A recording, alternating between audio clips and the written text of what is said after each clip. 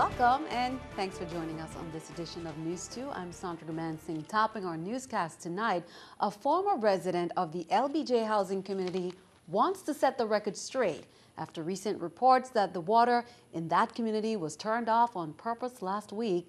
The homes have been set for demolition because of the poor conditions, but a few residents still remain. News 2's Erica Parsons has the story.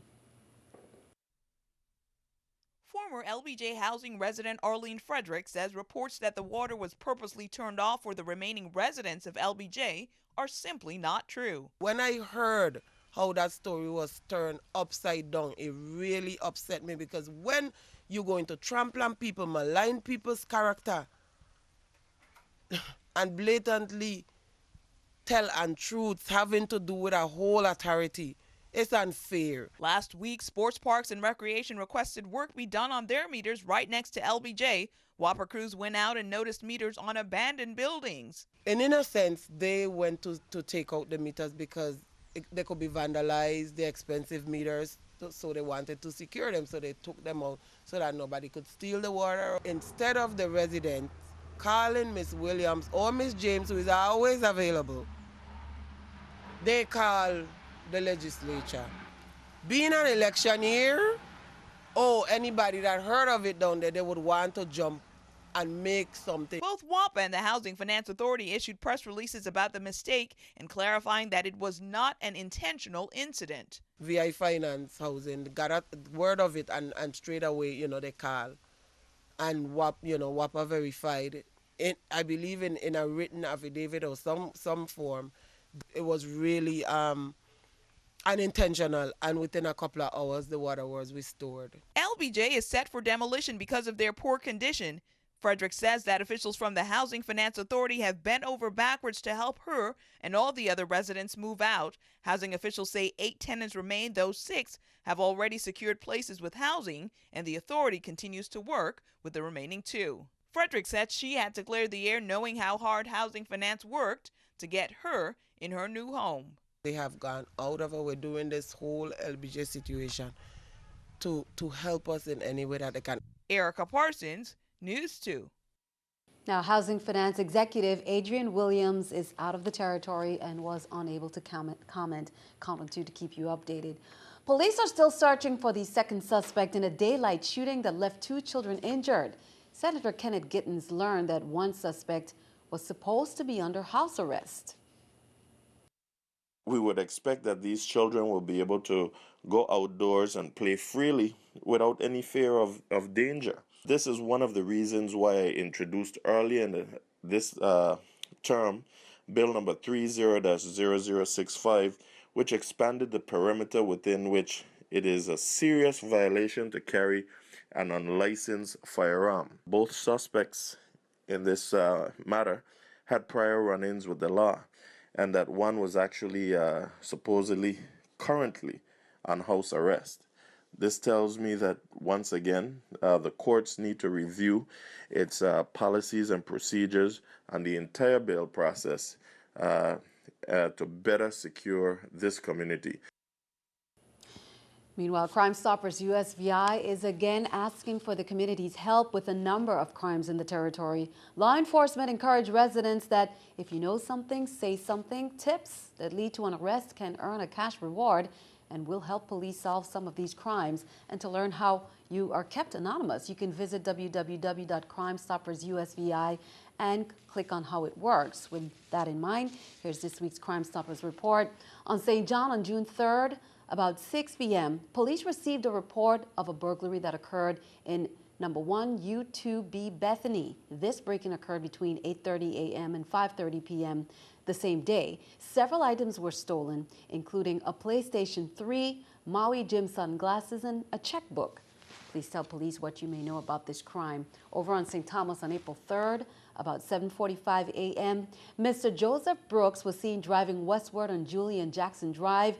Earlier that morning, Mr. Brooks told his son that he would be going fishing down by Stumpy Bay.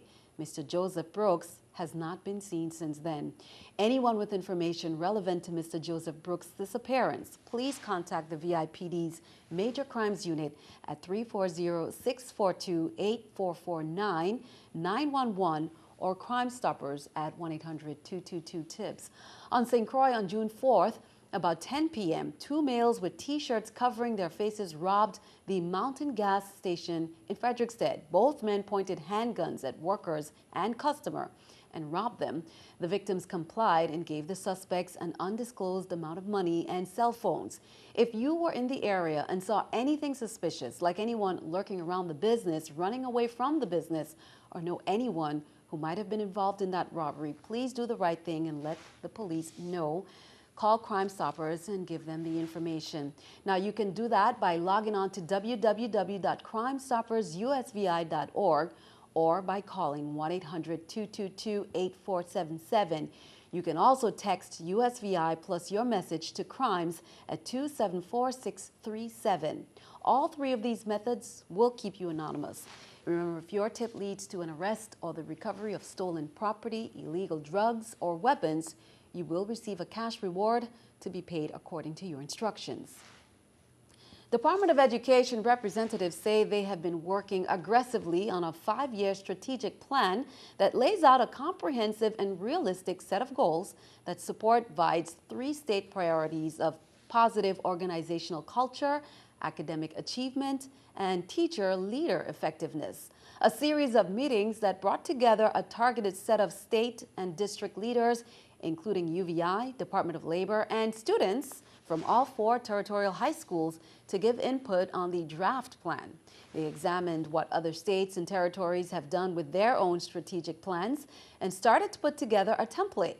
Now, beginning last week, an expanded set of teams began drafting a more streamlined document which sets specific goals.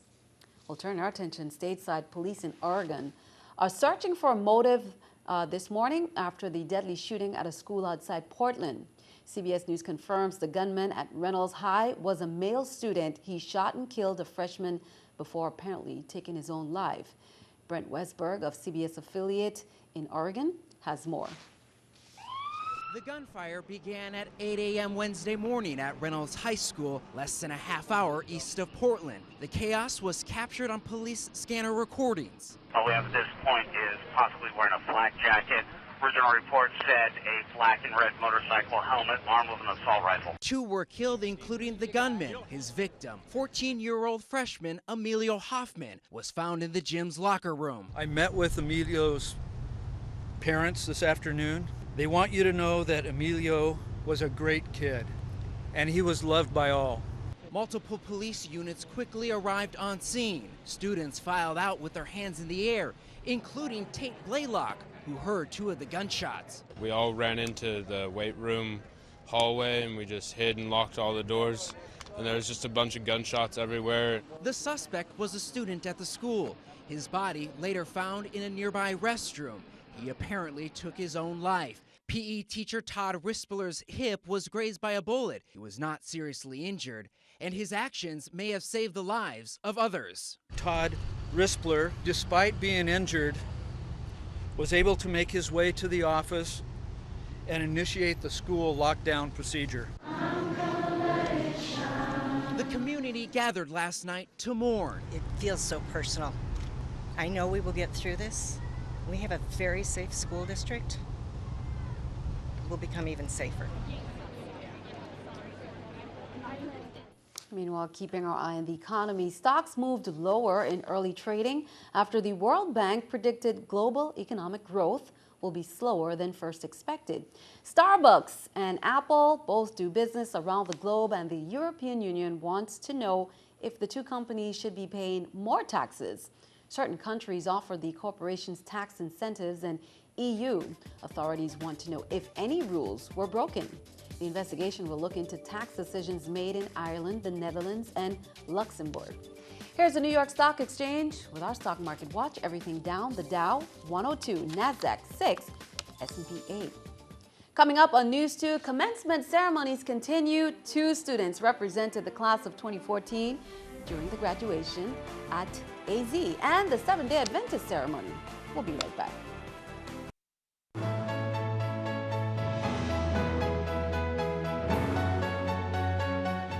Well, sometimes it takes 2. Two students represented the class of 2014 and received their diplomas during the commencement ceremony for the AZ Academy at the Palms at Pelican Cove on St. Croix.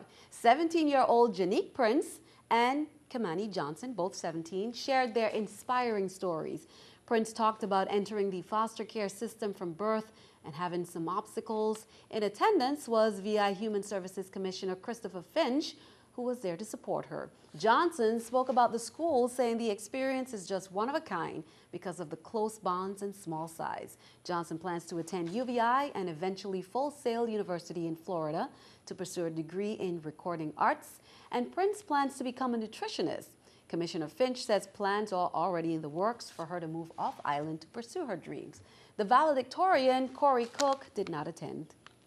Friends and family of 17 students from the St. Croix Seventh-day Adventist School gathered Sunday to see them accept their high school diplomas. The youngest member of the class was 16-year-old Amel Williams, who emerged as the class valedictorian. 17-year-old Shaquan Lewis was named the salutatorian for the class of 2014. Trinidad pastor Clive Doughton gave the commencement speech. Both Williams and Lewis will attend the University of the Virgin Islands this fall. Williams plans to major in biology, while Lewis will major in accounting. UVI is hosting 8 students from the territorial land grant schools around the Pacific and next door in Puerto Rico this month. The students are here for a 3-week internship as part of a research grant. On Wednesday, they worked with the university's hair sheep. We've got the students spending time with each of the research programs in the Ag Experiment Station. Last week they spent a lot of time with the biotech program and the horticulture program. This week they're with animal science and the agronomy program, and next week they're going to be with the aquaculture program. Today we're collecting samples on a research project. We're evaluating parasite burdens of the sheep at different ages. We're using a fecal sample to actually determine the parasite burden of the individual animal. We collect a blood sample, and that tells us how anemic the animal is, because that's a sign of the parasite load. And we're also doing what they call FOMACHA scoring, where you can look at the inner eyelid and see a visual sign of anemia. And we are comparing the 2 breed types of sheep. We have the St. Croix white hair sheep, and then we have the Dorper crossed with the St. Croix white hair sheep. In recognition of Caribbean American HIV Awareness Day that was recognized on June 8th and National Men's Health Week, which is recognized this week, June 9th to the 13th, Hope Inc. is hosting its 2nd annual Caribbean Health and Wellness Fair on Friday, June 13th. That's from 10 a.m. to 2 p.m. at the Emancipation Garden. Services offered include free health screenings for diabetes, obesity, hypertension, cholesterol, and HIV. Chronic disease prevention education materials, nutritional tips, they will all be distributed. There will also be some exercise demonstrations. Meanwhile, just for dads, on June 15th, everyone will head to Frenchtown during the 3-day weekend celebration at the Father's Day Village adjacent to the Aubain baseball field. There will be a ceremony to kick things off, music, food, and fun, and we will be hearing more about all that's lined up for that Father's Day event in Frenchtown on Thursday's newscast. Meanwhile, for the dads who love the Motown sounds, the Manhattans will be appearing live in concert on Saturday, June 14th. Now you know their hits, Shining Star, Kiss and Say Goodbye, and much, much more. Also performing that night is our very own Spectrum Band. That's Saturday, June 15th, 8 p.m. at Antilles MCM Center. And just a reminder, innovative companies will be hosting the next St. Thomas St. John Chamber of Commerce Business After Hours event on June 12th at the Tutu Park Innovative Business Office, and that's from 5:30 p.m. to 7:30 p.m. In light of that, the Tutu Park Innovative Business Office and the Innovative Wireless Retail Store located at Lockhart Gardens Shopping Center will be closing at 3:30 p.m. to prepare for an evening of business in class. All other innovative locations will maintain normal business hours.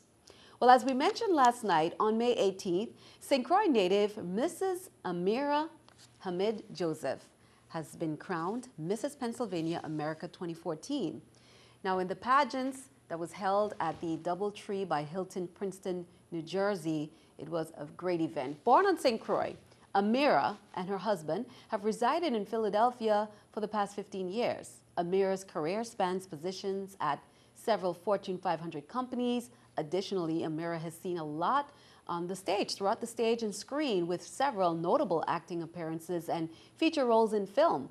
Amira is now preparing for Mrs. America in Tucson, Arizona on August 29th. I'm blessed, number one. I'm just so grateful for the opportunity. Right now, leading up to Mrs. America, which is, again, it happens August 29th, and that's in Tucson, Arizona, I have to get every single thing I did for the state level. I have to now redo that for the national level.